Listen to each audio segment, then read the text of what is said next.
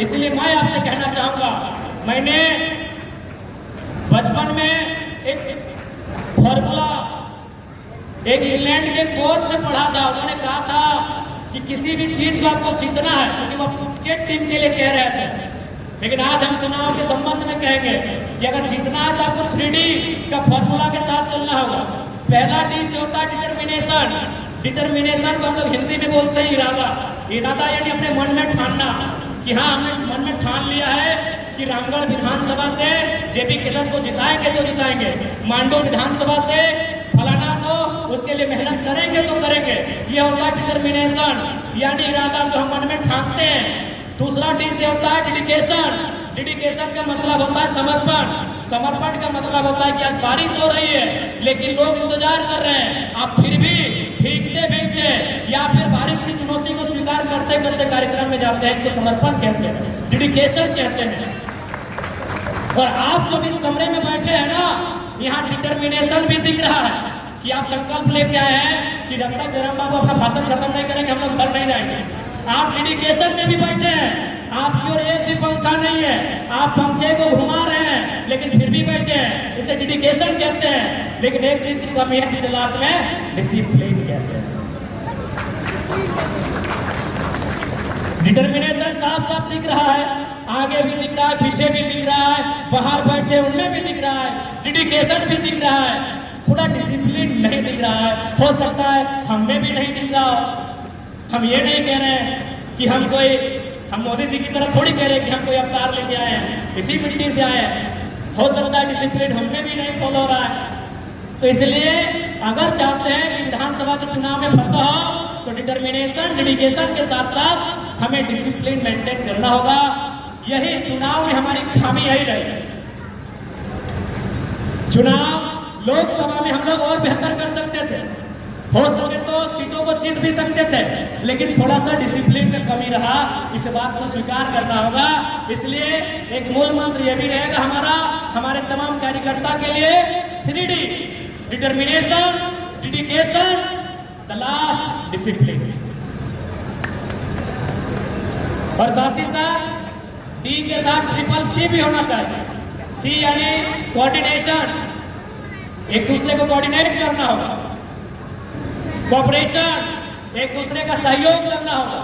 और सबसे महत्वपूर्ण कम्युनिकेशन। हमें कम्युनिकेशन नहीं है। कम्युनिकेशन यानी बातचीत। ये देखिए मंच में 15-20 साथी हैं, सभी रामगढ़ के हैं, लेकिन पूछेगा ना आखिरी बार कब एक दूसरे से बात हुई। कम्युनिकेशन क्या है हमारे बीच। आज हम उस दौर में जी रहे हैं कि इंस्टाग्राम में हम लोग रोज 25 लोगों से बात करते हैं, लेकिन खुद के भाई से और बहन से अगर सुबह मिलता है तो हम लोग उसका हाल समाचार भी पूछ नहीं पाते। उस दौर में हम जी रहे हैं। तो इसलिए अगर किसी संगठन को जिंदा रखना है तो कोऑर्डिनेशन, कोऑपरेशन और कम्युनिकेशन होना चाहिए। नो डाउट हम लोग कोऑपरेशन करते हैं, भले मन में नहीं है लेकिन पार्टी के नाम से कोऑपरेट भी करते हैं। लेकिन जो कम्युनिकेशन है उस कम्युनिकेशन में अभाव है। हम एक दूसरे को बात करना पसंद नहीं करते हैं, एक दूसरे से मिलना जुलना पसंद नहीं करते हैं। इसलिए देखिए, आप मुखिया के चुनाव में नहीं आए हैं, आप मुखिया का चुनाव लड़ने के लिए नहीं आए हैं, आप विधानसभा का चुनाव लड़ने आए हैं, आप एक राज्य को बनाने का चुनाव लड़ने आए हैं। अगर आपके अंदर ये गुण नहीं होगा, ये क्वालिटी नहीं होगी, तो मुझे नहीं लगता है कि हम लोग विधानसभा अच्छा कर पाएंगे। देखिए, अगर ज्यादा क्या है, हार भी जाएंगे तो हम लोग आंदोलन करेंगे, लेकिन आंदोलन से मैक्सिमम समस्याओं का समाधान नहीं होगा। आज जो लाखों लोग हम लोगों पे उम्मीद लगा के बैठे हैं, आज जो अपने मजदूरी का कुछ अंश बचाकर हमारे लिए चंदा करते हैं, हमें चुनाव लड़ने के लिए सहयोग देते हैं, बड़ा दुख होगा अगर हम अपने स्वार्थ की पूर्ति के लिए अगर उनके विश्वासों का गला घोटने का काम करते हैं। तो हमें लगता है भले ये लोग बड़े भोले भाले हैं, ये आपको माफ कर दें, लेकिन आपका ज़मीर आपको माफ नहीं कर पाएगा। इसीलिए ये दौर नहीं है हमें आपस में प्रतिस्पर्धा करने का, ये दौर नहीं है हमें आपस में द्वेष फैलाने का, ये दौर है इस राज्य के नवनिर्माण का, इस राज्य के पुनर्गठन का, इस राज्य की आवाम के जो हक अधिकार जिनसे वो वंचित हो रहे हैं, उस हक अधिकार को स्थापित करने का ये दौर है। यही हम कहना चाहेंगे और अंत में यही कहेंगे कि भैया अभी देख लीजिए इंडिया की टीम जो T20 वर्ल्ड कप जीत के आई है, क्या खुशी है, क्या उल्लास है, क्या हर्ष है। चाहे मैन ऑफ द मैच जीतने वाले विराट कोहली है या फिर एक मैच में मौका ना मिलने वाला यशस्वी जायसवाल है, जश्न मना रहे कि नहीं मना रहे। तो हमारे कहने का मतलब है कि हारी हुई टीम का कैप्टन बनने से अच्छा है विजेता टीम का प्लेयर बनकर के। आपस में लड़ते लड़ते हार गए ना, आपस में लड़ते लड़ते हार गए ना, तो फिर भैया बड़ा अफसोस लगेगा। जाइए अभी यशस्वी जायसवाल से पूछिए भैया कैसा फील कर रहे हो, गदगद फील कर रहे हैं। अरे मैच खेले चाहे नहीं खेले, वर्ल्ड चैंपियन है। पूछिए चाहल से, क्या चाहल भैया कैसे हैं, वर्ल्ड चैंपियन है।